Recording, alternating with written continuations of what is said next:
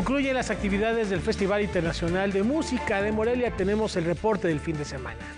Gabriela Peiro nos revela el alma de las cosas en su nueva publicación para niños y niñas, esta entrevista estelar de la semana. Y bueno, pues es un gusto estar contigo, Rafael García Villegas. Laura Barrera, qué gusto saludarte, amigos del auditorio. Hola, Laura Regis, en la traducción de lenguas de seña mexicana. Y vamos a arrancar, Laura, con una penosa noticia. Sí, muy triste, Rafa, porque pues está impregnada su música, sus canciones, sus historias en el alma de varias generaciones. Pablo Milanés ha fallecido.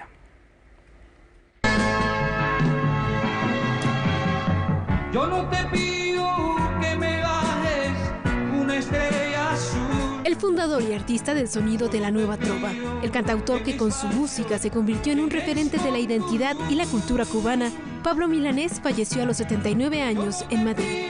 Autor de canciones inolvidables como Yolanda, Comienzo y final de Una verde mañana y Yo no te pido, delineó la banda sonora de una generación. El legado que nos deja Pablo Milanés es gigantesco. Es más allá de lo que parece, es más allá de versos que no sabemos todos.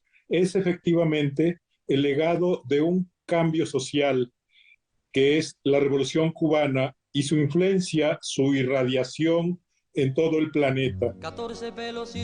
Pablo Milanés nació en Bayamo, Cuba, el 24 de febrero de 1943 y se inició en la corriente musical llamada el feeling cubano, en la que el sentimiento definía la interpretación y los sonidos estaban influidos por los estilos de la canción romántica y del jazz.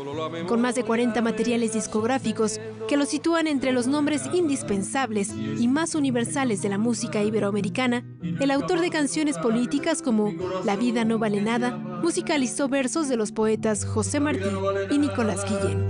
Ignoro que el asesino cogió por otro camino y prepara otra celada. La vida no vale nada si se sorprende otro hermano cuando supe de antemano lo que se le preparaba. Esta poesía que definió la persona íntima de generaciones enteras. Hoy todas las mujeres se llaman Yolanda gracias a Pablo. Hoy todos son los espacios breves en los que tú no estás. Hoy todo es poesía. Miren qué gran poeta Pablo Milanés. El hombre que alzó la voz contra el machismo, la homofobia y el racismo se convirtió con la llamada nueva trova en el alma de la izquierda y del movimiento revolucionario. Y aunque se consideró un abanderado de este movimiento, denunció y criticó duramente al gobierno de su país en las últimas décadas. Descanse en paz, Pablo Milanés, quien con su música hizo una declaración de amor para todo su público. Todavía no pregunté, te quedarás. Temo mucho la respuesta de un jamás. Noticias 22, Karen Rivera.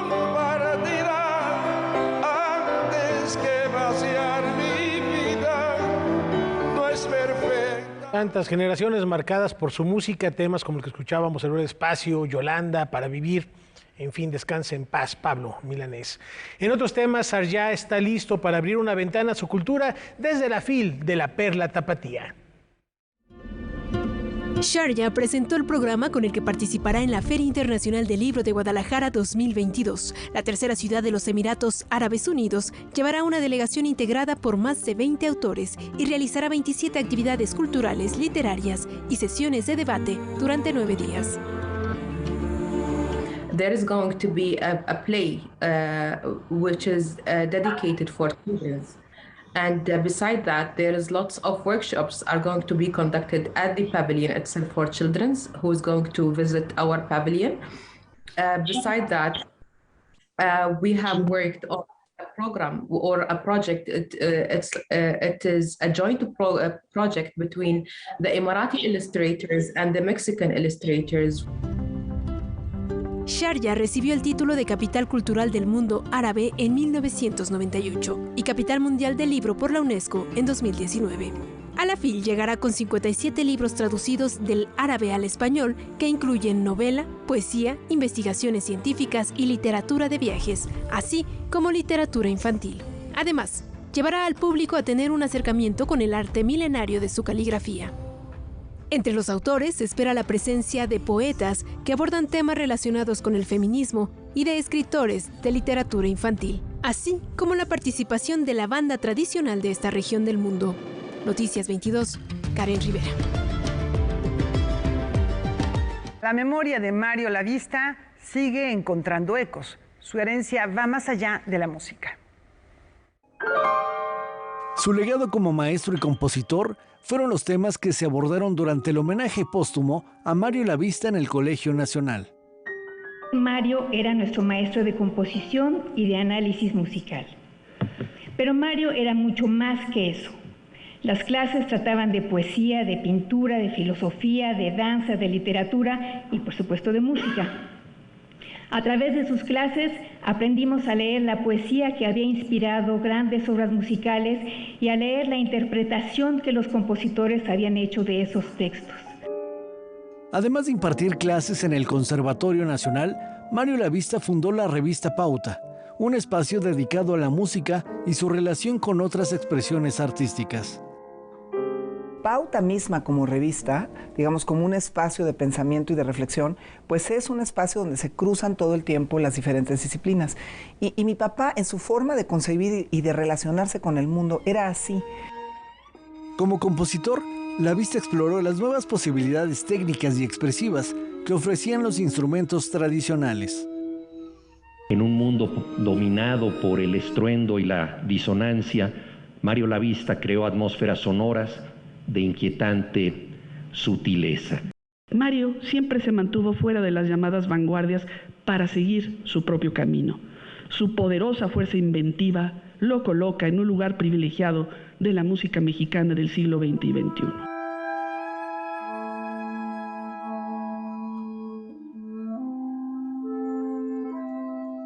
Durante el homenaje se interpretaron obras del compositor Mario Lavista, así como de Gabriela Ortiz y Ana Lara. El homenaje finalizó con la develación del retrato del compositor mexicano que realizó el artista Arnaldo Cohen. Noticias 22, Óscar Cortés. México y Estados Unidos celebran los primeros 200 años de relación bilateral. En 1934, David Alfaro Siqueiros viajó exiliado a Los Ángeles, California, debido a su intensa actividad política. Durante esa etapa, el pintor mexicano desarrolló 3 murales. Uno de ellos fue Street Meeting, en la que representó a un grupo de trabajadores multiculturales que escuchaban a un orador callejero. Se cree que era un líder sindical representado con una camiseta roja. La obra fue pintada en las paredes de una escuela de arte. Sin embargo, con el tiempo, la institución cerró sus puertas y el edificio sufrió diversas modificaciones, lo que provocó que se perdiera esta obra. Un grupo de estudiantes de arte liderados por el profesor Luis Serrano se dieron a la tarea de realizar una réplica. Luis Serrano, acá, director de pintura de Art Division, y yo tuvimos la idea de hacer una réplica del mural Street Meeting. Luis Mateo, compañero en Art Division, tomó el control del proyecto. Esta pieza forma parte de la exposición El Mural Perdido y otros trabajos de Siqueiros, que se encuentra en el Centro Cultural y Cinematográfico del Consulado General de México en Los Ángeles.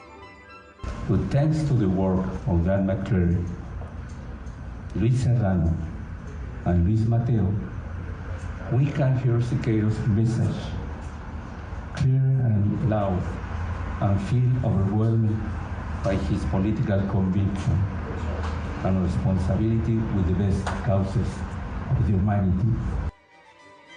Es una muestra que a través de distintas piezas ofrece una retrospectiva del trabajo del pintor mexicano. Esta exposición forma parte de las actividades de la celebración del centenario del muralismo mexicano y del bicentenario de las relaciones diplomáticas entre México y Estados Unidos. Noticias 22, Óscar Cortés.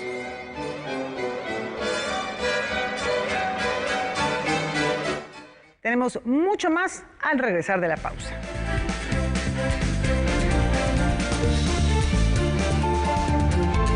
La Universidad del Ejército y Fuerza Aérea te ofrecen una beca integral para estudiar una de nuestras licenciaturas e ingenierías. Si tienes vocación de servicio y un profundo amor a México, tenemos un lugar para ti. Prepárate y participa. Consulta las bases en nuestra convocatoria a través de nuestras redes sociales. Universidad del Ejército y Fuerza Aérea. A tu futuro, dile presente. La gran Fuerza de México. Gobierno de México. Todas y todos tenemos derecho al descanso. Vacaciones dignas no son lujo ni privilegio de nadie. Por ello, el Senado de la República aprobó una reforma a la Ley Federal del Trabajo que establece un periodo de vacaciones pagadas de 12 días al año de servicios y su incremento progresivo con la antigüedad. Así, se protege la salud de las y los trabajadores y se garantiza la convivencia y el bienestar de las familias. Senado de la República. 65ª Legislatura. Hola, Julie. Hermana, te voy a hacer una pregunta. ¿Por qué es valioso que tengas tu INE aunque vivas en los Estados Unidos? Por ti, por mi familia, porque amo México. El INE es una identificación, es mi voz. Además, me permite votar. Si tienes familiares o amigos que vivan en el extranjero, diles que tramiten su INE. Es gratis. Mi INE es valioso porque es mi voz en México. Estrellas de la danza. Permite exponer nuestro trabajo pues para compartirlo y que los demás lo vean. Clases magistrales. Hagan danza pensando en el público. Charlas. Te permite echar una mirada a lo que está sucediendo en los escenarios internacionales. Y talleres. In general, very important to give space to choreographers, independent choreographers. Festival Internacional de la Danza de la Ciudad de México 2022. Nuevos episodios. Sábados, 18:30 horas.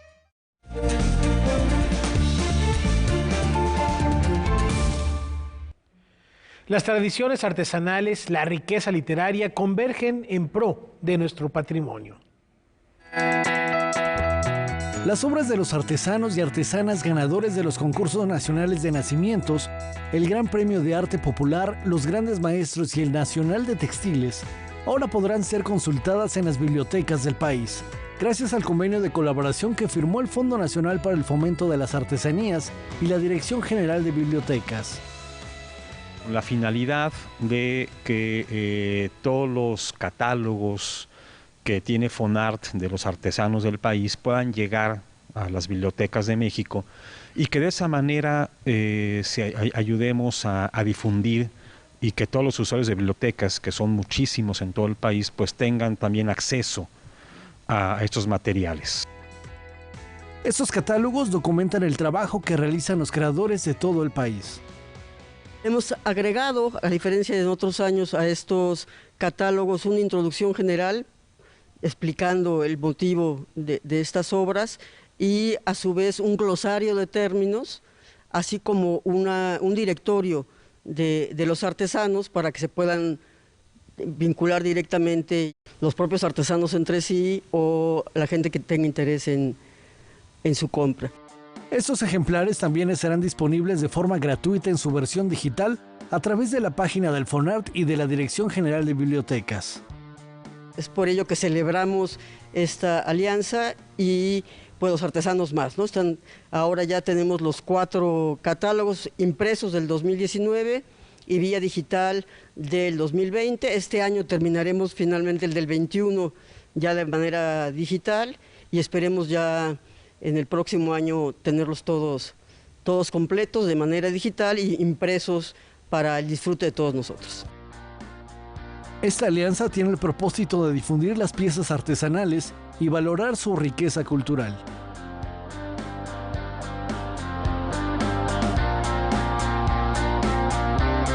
La cuenta regresiva para disfrutar de Tengo un sueño está en marcha. El coordinador del Sistema Nacional de Fomento Musical, Roberto Rentería, nos platica de ello. Vamos a ver qué vamos a conocer, descubrir en el escenario.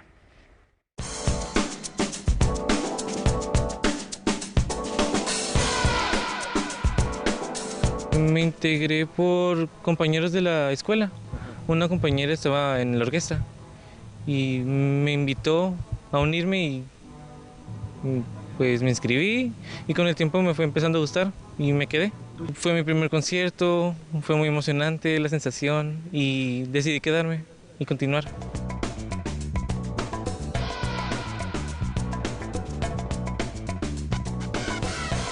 Fue mi primer viaje fuera del estado, fue mi primera vez en avión, fue muy emocionante el despegue y el aterrizaje.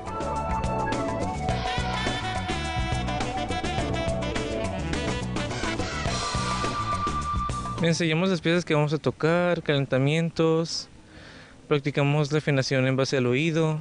Vamos a tocar la Sinfonía número 9 de Nuevo Mundo de Dvorak, la pieza de Alas a Malala de Arturo Márquez, 2 de Cricri, se llama El baile de los muñecos, y el Jicote Guamilero.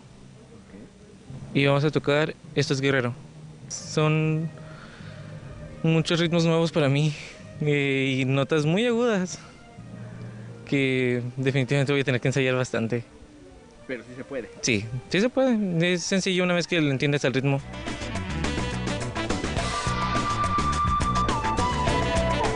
El jueves a las 6 de la tarde, Tengo un sueño, no se lo pierdan. Mañana tendremos la entrevista que le concedió la secretaria de Cultura Alejandra Frausto a nuestro compañero Alberto Aranda a propósito de esta presentación. En otros temas también ya fue presentado el carnet de denuncia de violencia de género. Los detalles los tiene Víctor Gaspar. La Asociación Impunidad Cero presentó el carnet de denuncia de violencia de género. Una guía práctica que pueden tener las mujeres que denuncian violencia de género a lo largo de todo su proceso, o sea, no solo desde que denuncian, pero en cuanto empieza el proceso, y incluye, digamos, tiene una lista de los derechos que tienen las víctimas, tiene, digamos, listas como checklist de qué cosas pueden necesitar para presentar la denuncia. El carnet es un rediseño y adecuación de otro, lanzado para el estado de Hidalgo en 2020 y que ahora apunta a servir en todo el país. Catalina Kühne habla de la utilidad de un instrumento de esta naturaleza ante las estadísticas. 7 de cada 3 mujeres han experimentado al menos un tipo de violencia a lo largo de su vida.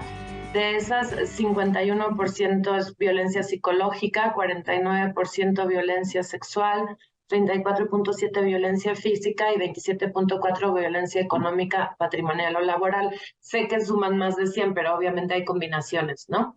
De varias violencias, de mujeres que viven varias violencias. El carnet es una hoja de ruta ante lo complejo que puede resultar una denuncia. Aunque la información exista, no se difunde y no se entiende. Entonces, también es por eso que la importancia de este carnet, ¿no? Porque está en lenguaje ciudadano, tiene un glosario de términos, porque de pronto también la gente, en cuanto le hablan de algún término jurídico, dice, no, mejor me alejo, no me interesa, no quiero saber nada. O sea, hay una mala experiencia y hay una percepción de que las autoridades no hacen lo que tienen que hacer. El carnet de denuncia de violencia de género está disponible en los sitios electrónicos de Impunidad Cero y Denuncia. Noticias 22, Víctor Gaspar. Y justamente el vaivén de las cifras de feminicidios es el tema de reflexión esta noche en Zona Violeta.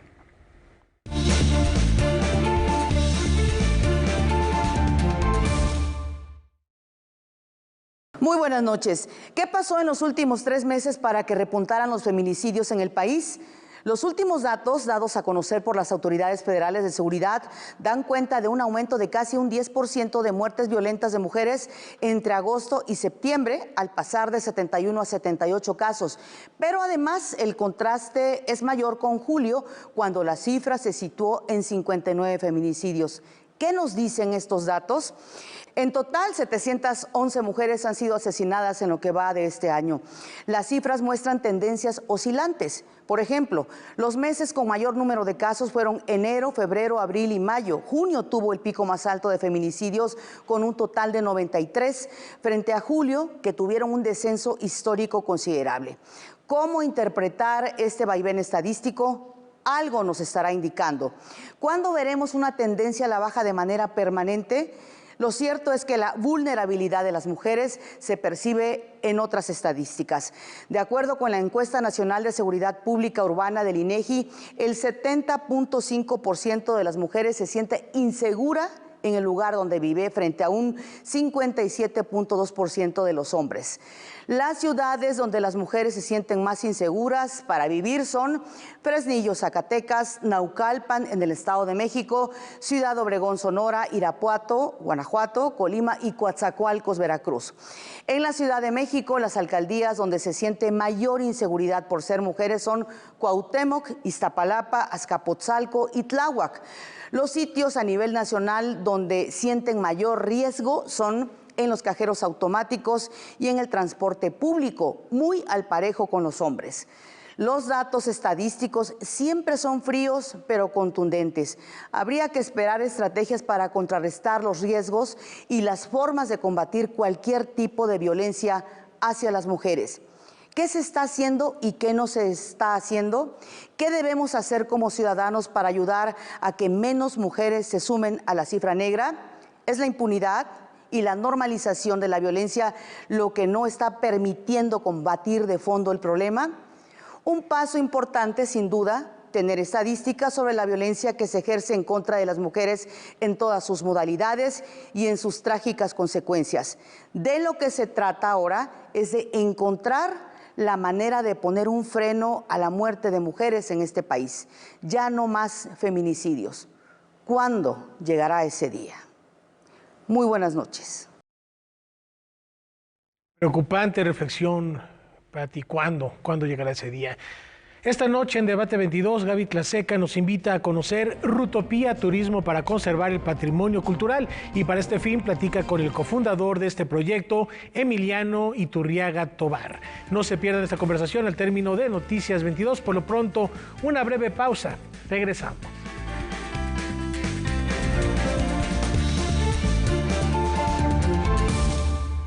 En la Cámara de Diputados aprobamos el presupuesto de egresos de la Federación para el ejercicio fiscal 2023. Con recursos por 8.299.000 millones de pesos. Las y los diputados cumplimos con el compromiso constitucional de asignar los recursos necesarios para la operación del país. Conforme a nuestra facultad exclusiva y dentro del plazo de ley. Porque México eres tú. Legislamos para todas y todos. Cámara de Diputados, Legislatura de la Paridad, la Inclusión y la Diversidad.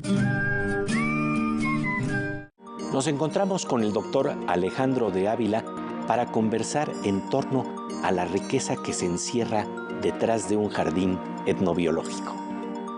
Les habla Alejandro de Ávila, fundador del Jardín Etnobotánico de Oaxaca, para invitarles a la oveja eléctrica, para conversar en torno al Jardín de Oaxaca, que ha sido modelo para conformar una red nacional de jardines etnobiológicos, donde conjuntamos el conocimiento de la diversidad natural de nuestro país con la historia de las culturas que nos definen como nación.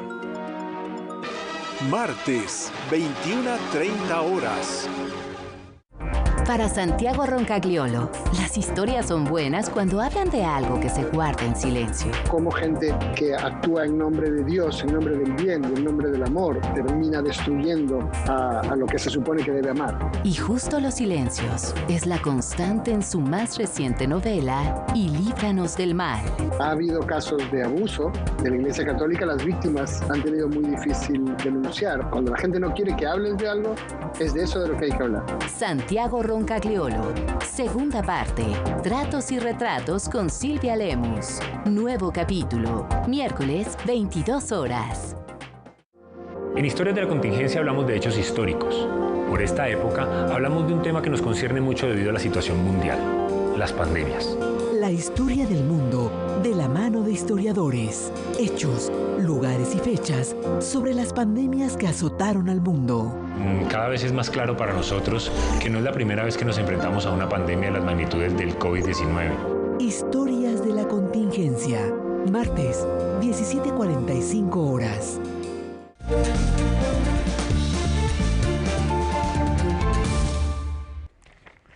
En el centenario de su natalicio evocamos la memoria del autor de Los Cerros Azules. Vamos a ver.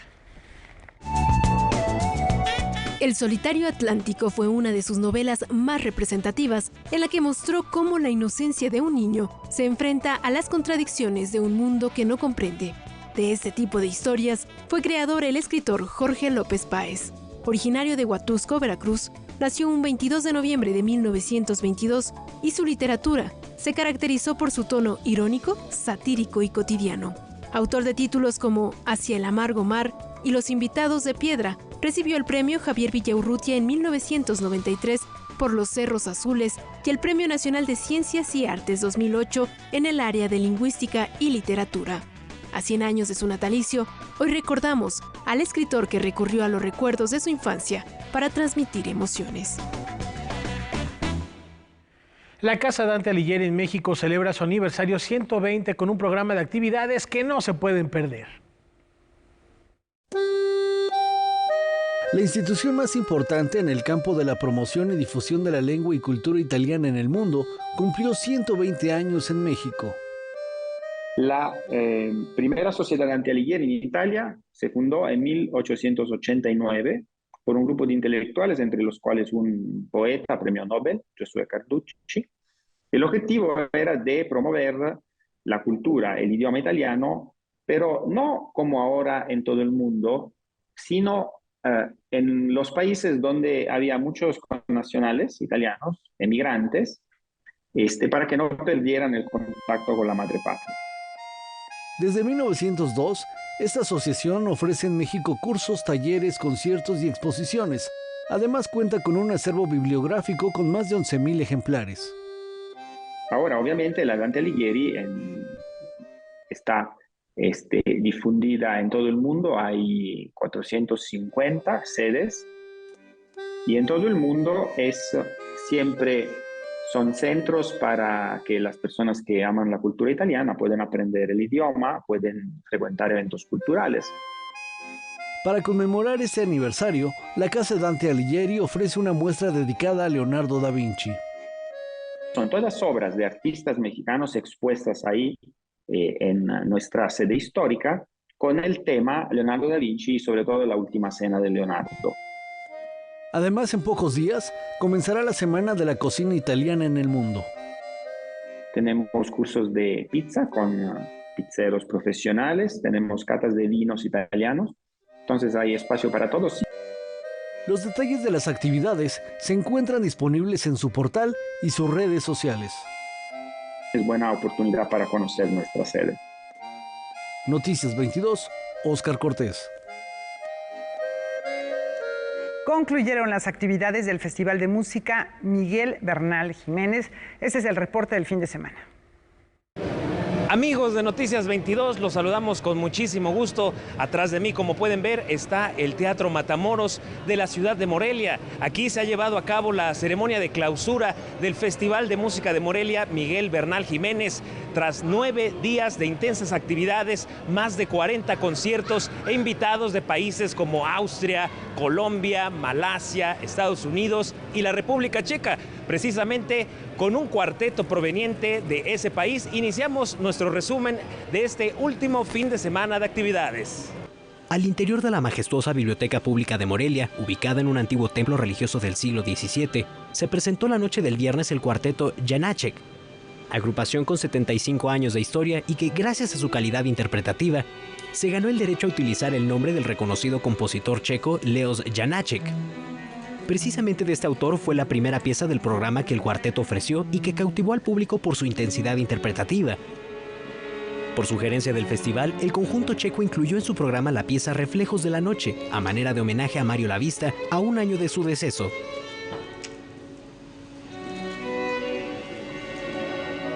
Esta edición, por increíble que parezca, fue testigo del debut del pianista mexicano Rodolfo Ritter en el Festival de Música de Morelia.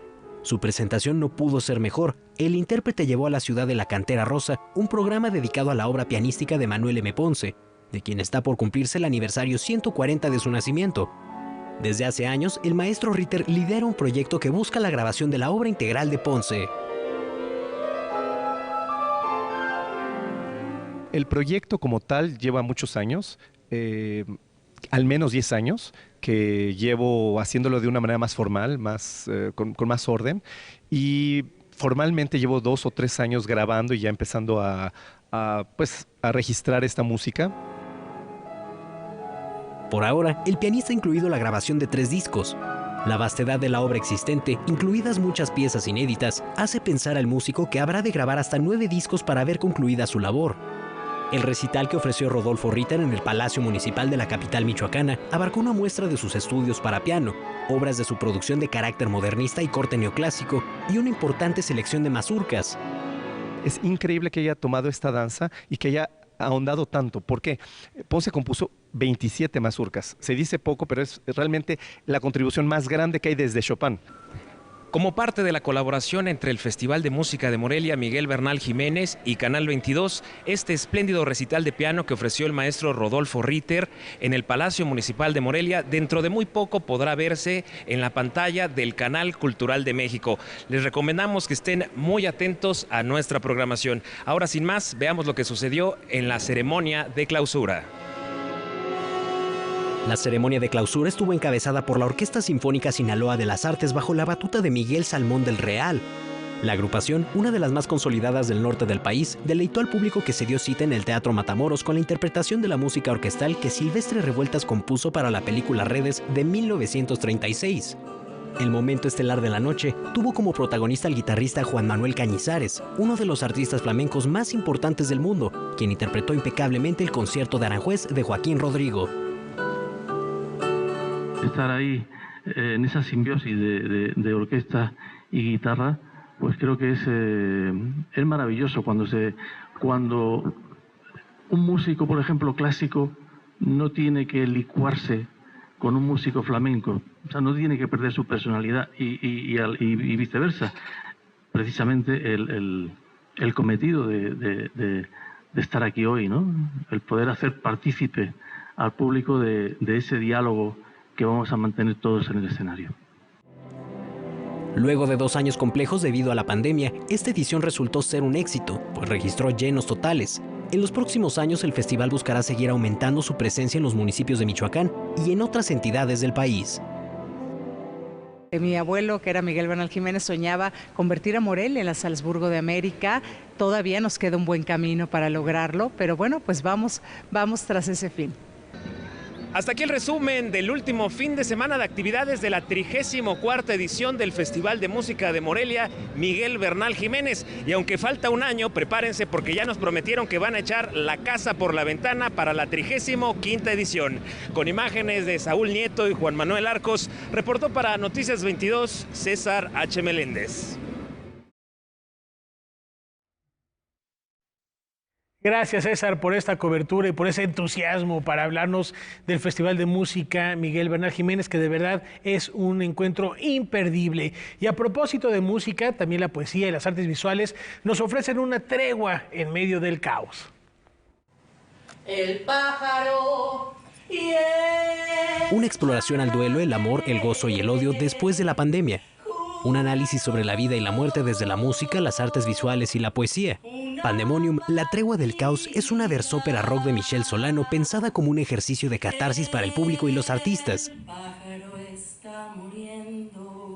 Es una pieza creada durante la pandemia. Gracias a las residencias del Centro Cultural Helénico me invitaron a ser artista residente durante el 2022. cae eternamente. Por ahí, después de la Segunda Guerra Mundial, la humanidad no había vivido en conjunto un suceso que le afectara o que la impactara tanto a diferentes niveles. Que se pueda caer, cae sin vértigo. Y me puse a pensar precisamente en estos duelos, en las distintas etapas que tienen los duelos. A través de todos los espacios. Michel Solano se interesó por el estudio de lo colectivo y la socialización de los sentimientos.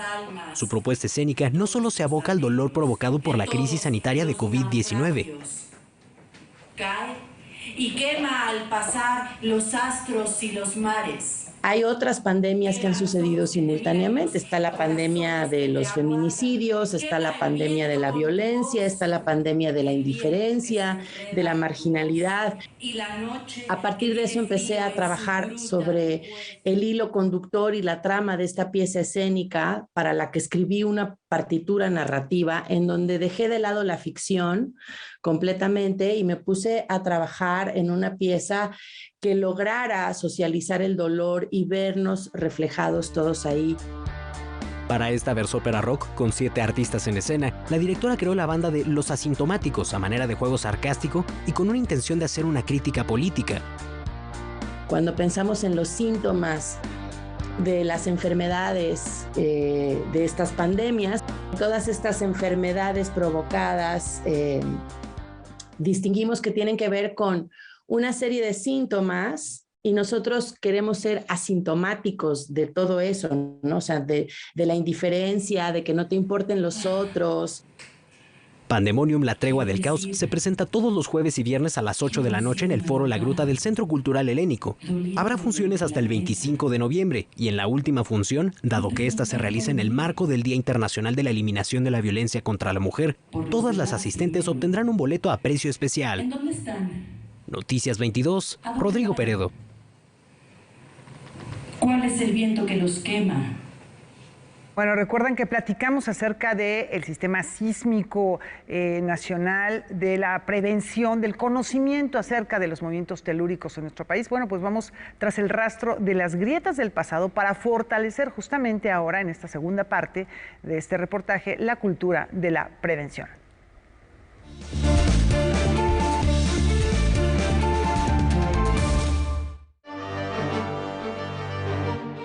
La Comisión para la Reconstrucción de la Ciudad de México, que se creó ante los desastres que causó en esta entidad el sismo del 17, valoró el daño de los inmuebles de la siguiente manera.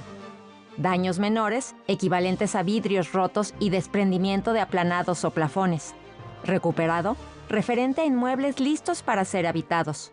Riesgo incierto, que implican daños en fachadas o bardas colindantes y en muros divisorios.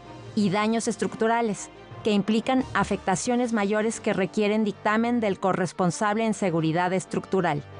Las grietas en muros representan un riesgo incierto, que depende del tipo de grieta que se haya formado. Dar atención a estos daños forma parte de una cultura de la prevención que, a pesar de los temores, aún no existe en México. Yo creo que en promedio, el promedio mexicano no le ponemos atención a nuestras grietas hasta que realmente observamos un daño severo. De hecho, esa es la importancia de la labor que hace, por ejemplo, el Senapred para prevención, de estar publicando cotidianamente algunos documentos con los cuales se puedan inspeccionar nuestras propias viviendas, hacer una revisión rápida. La responsabilidad es solamente nuestra, tenemos que actuar ya, y mientras no tiemble, tenemos tiempo. También tenemos que comprender que los sismos no matan, lo que matan son las malas construcciones, viejas, deterioradas, sin revisiones, y también matan los malos ingenieros y arquitectos. No hay que confiar en cualquiera que veamos o el amigo de un amigo. En los reglamentos está establecido que como propietarios somos los responsables de la seguridad de nuestras propias viviendas, de nuestros propios edificios. Así está estipulado en la ley y por tanto su responsabilidad inicia desde que identifican el daño, deben de hacerlo del conocimiento de la autoridad local, el gobierno. Y a partir de ahí también ellos tienen la responsabilidad de contratar un especialista que evalúe su estructura para justamente obtener un dictamen de seguridad o una constancia de seguridad estructural. En la próxima entrega hablaremos de los pasos a seguir para que una construcción esté sana, así como el procedimiento para determinar adecuadamente los daños. Para Noticias 22, Katia León Monterrubio. Mañana les tenemos la tercera entrega y conclusión de esta serie de reportajes de Katia León. Por lo pronto nos vamos a una muy breve pausa, no se muevan de su lugar.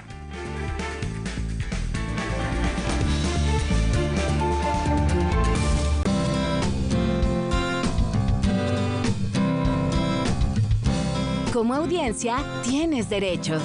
Debes conocerlos para poder ejercerlos y ser parte de los televidentes críticos y participativos. Es muy importante que sepas que los programas deben incluir al principio y a la mitad de su transmisión un mensaje que indique si son aptos para ser vistos por la infancia o no. Un programa puede contener temas para adultos, pero puede ser adecuado para ser visto por adolescentes. Entonces, aparecerá la clasificación B15 y podrá transmitirse a partir de las 9 de la noche. Ningún programa clasificado solamente para adultos debe ser exhibido antes de las 9 de la noche. Para más información, consulta la página de defensoría.canal22.org.mx.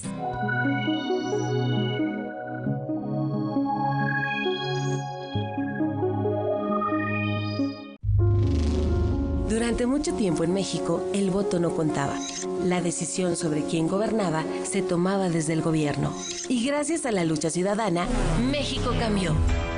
Hoy el voto cuenta, se cuenta bien, y contamos con un tribunal electoral que valida que las elecciones se hagan conforme a la ley y decidamos realmente todas y todos. A mí me importa mucho esta historia. ¿Y a ti? Informe de labores. Tribunal Electoral. Protege tu voto, defiende tu elección. Un espacio pensado para ti. Sobre todo el público es realmente el protagonista de esta feria. La información de todo el acontecer cultural de México y el mundo en voz de sus protagonistas. Un grupo de danza que hace también su propia interpretación del poema. Noticias 22, el noticiario cultural de México. Lunes a viernes, 20 horas. Hoy vamos a hablar de un emprendimiento social que se llama Rutopía. Emiliano Iturriaga nos acompaña, cofundador de esta aplicación. ¿Cómo estás, Emiliano? A ver, ¿de qué va Rutopía? Muy bien, gracias, Gabriela. Rutopía es una plataforma de turismo sustentable. Somos una empresa social que tiene la misión de regenerar la cultura y la naturaleza de México a través del turismo. Entonces, vamos a platicar un poco de eso. ¿Y cómo lo hacen? Hoy, 9 de la noche, Canal 22. Hoy, 21 horas.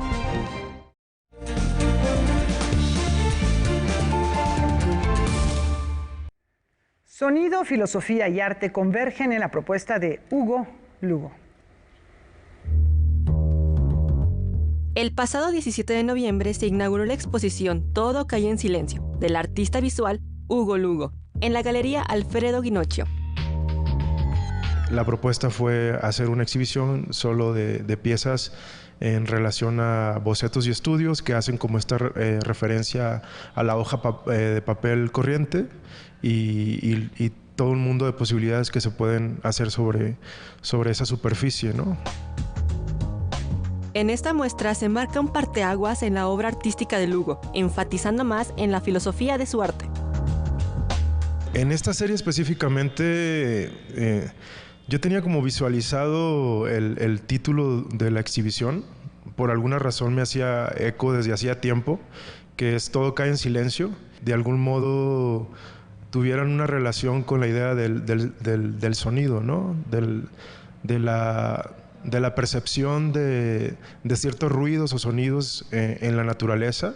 Y todo esto partía de la idea de si un árbol, por ejemplo, en el bosque cae, hace ruido o no hace ruido, ¿no? El artista trabaja con acrílico y óleo sobre tela, pero esta vez tuvo un giro en trabajar con hojas de algodón.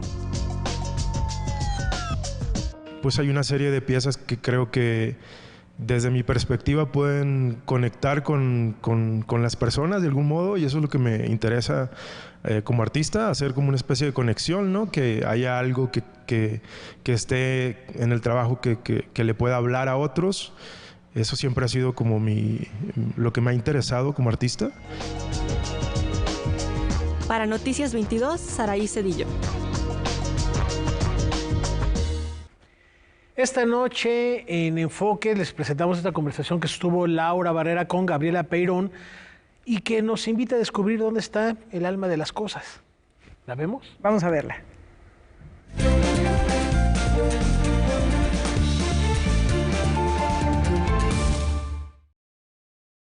El mundo que ha creado está habitado por sombras perdidas, por niños que pueden controlar el tiempo, por aventuras, por amistad y amor, pero también por el miedo, por la pérdida, por la soledad. Recientemente nos ha acercado objetos como una aldaba que se ha vuelto inservible, una pintura en un museo que desagrada a los adultos, una escoba de varas secas un tanto conflictiva, la jaula abandonada en un parque, la botella que guardaba a un genio o una manzana ingenua que muestra su mejor cara a los posibles compradores.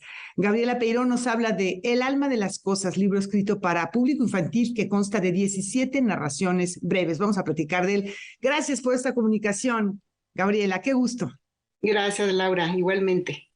Gabriela, el filósofo chino Byung-Chul Han, en su libro No Cosas, dice que estamos viviendo en un mundo descorporizado en el que la digitalización ha desmaterializado nuestro entorno y que nos hemos vuelto ciegos a las cosas que nos anclan a esta tierra. En tu libro ocurre exactamente lo contrario, das valor a cosas que a lo mejor podríamos pasar por alto.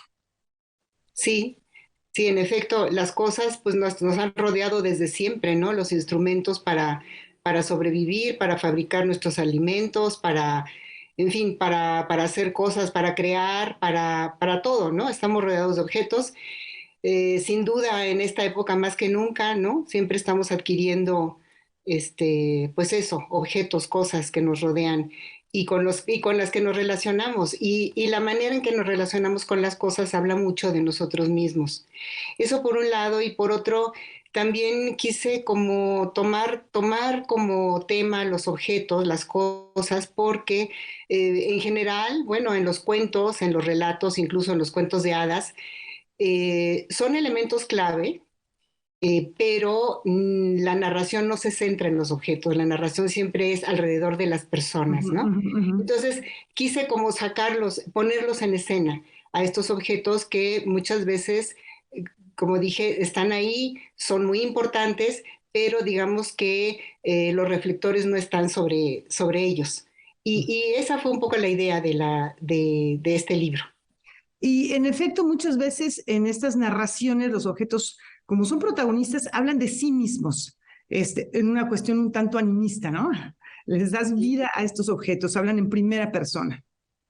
Sí, también quise enfocar el relato desde la conciencia de los objetos, ¿no? Ya haciendo uso de algo muy fantástico de la personalización, que se ha hecho desde siempre en literatura, en las fábulas, en muchos cuentos infantiles también. Entonces, en algunos de los relatos sí, efectivamente, les di voz a los objetos. En otros no, en otros están ahí y la narración gira alrededor de ellos, pero no se escuchan sus voces. Y así fui como creando un equilibrio entre estos dos tipos de enfoque narrativo. Efectivamente, tú eres autora, Gabriela, de numerosas obras infantiles. Hablando de manera un poquito más general, ¿consideras que la literatura escrita para niños, para niñas, ya tiene una carta de naturalización como género, como puede ser, por ejemplo, la literatura policíaca o la biografía o la novela histórica, en fin, porque muchas veces se ha pensado en la literatura infantil como pues un espacio que pueden leer los niños, pero no necesariamente está escrito para ellos, como sucede en muchos cuentos clásicos, por ejemplo, ¿no? Sí, efectivamente, bueno, la literatura para niños tiene una presencia súper importante para las editoriales, para las librerías.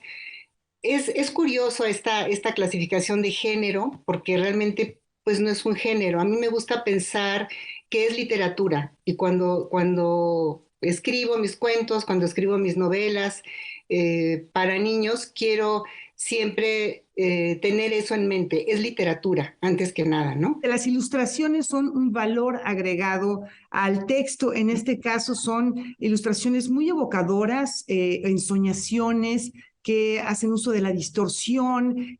Hay un trabajo muy complementario entre las ilustraciones y el autor, aunque en este caso, bueno, los textos fueron escritos y después se busca a un ilustrador, en este caso, ilustradora. ¿Nos platicas un poco de este segmento del libro? Sí, claro.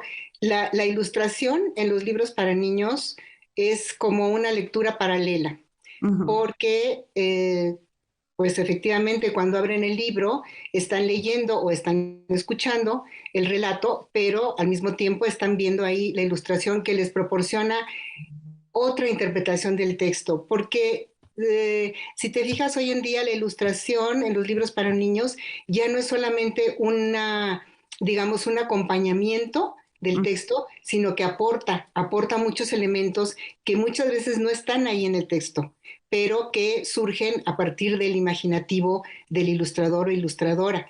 Por eso yo considero que es un lujo para los escritores de libros para niños esta parte del acompañamiento de la ilustración. Que en este caso se trata de Raquel Labrador, una ilustradora, una artista plástica española afincada en México. Tenemos 3 preguntas, Gabriela Peirón, para finalizar esta pequeña conversación de respuesta inmediata, si me haces el favor de contestarme estas cuestiones. La primera sería: ¿hay algún momento o etapa de tu infancia a la que por un ratito quisieras regresar? Sí, hay un momento, hay momentos, bueno, un momento. De niña, mi papá era aficionado a la pesca y me acuerdo que de vez en cuando nos llevaba con él a ríos, a presas, en fin, a lugares así aquí cerca de la capital, y nos proporcionaba una simple línea de hilo nylon o una cañita hecha con un palito, y esos momentos de estar ahí frente al agua esperando a que se moviera el flotador, a que llegara el pez a picar, me acuerdo que eran muy emocionantes y muy, no sé, me gustaba mucho. Si ese genio de la botella de la que hablas en tu libro sale, te concede algún deseo, ¿qué le pides? Uy, un deseo. Pues a mí, yo le pediría tocar la guitarra eléctrica y ser una estrella de rock como Frank Zappa o como Santana o algo así. Eso me gustaría. Gabriela, ¿a qué le tenías miedo de niña si le tenías miedo a algo? Yo creo que como todos los niños, a la oscuridad, a lo desconocido, pero en mi caso, yo era una niña bastante retraída y, por ejemplo, me daban miedo los payasos, hasta la fecha me dan tantito miedo. Los magos, estos que en las fiestas te invitaban y te obligaban a hacer cosas que según ellos eran chistosas y divertidas. O sea, un poco la exhibición en público siempre me dio como miedito. Vaya, bueno, yo creo que todos esos instrumentos, elementos, sirven para contar historias, porque muchos de nosotros lo compartimos. Gracias, Gabriela Peirón, por esta conversación. Gracias, Laura. Hasta pronto. Un placer. Gracias. Bueno, no perder de vista tantas cosas que nos rodean y cuántas historias nos pueden contar y plantear esos objetos que muchas veces damos por sentados y tienen más valor emocional que el valor que puedan tener per se. Gracias por esta conversación y por este tiempo, Laura. Interesante la en un mundo propuesta, ¿no? En un mundo efectivamente que quizá ya pensamos, no sé, en un libro y decimos, no, pues vamos a tenerlo en un soporte digital electrónico, pero la sensación de tener un objeto, de olerlo, de sentirlo, nuestros sentidos todos están puestos en el objeto, cosa que no ocurre en el mundo digital. Dejamos de percibir a veces la realidad. Nos despedimos y no lo podemos hacer de otra manera más que con este recuerdo, un tributo a la memoria del trovador Pablo Milanés. Muchas gracias, nos vemos el día de mañana. Buenas noches.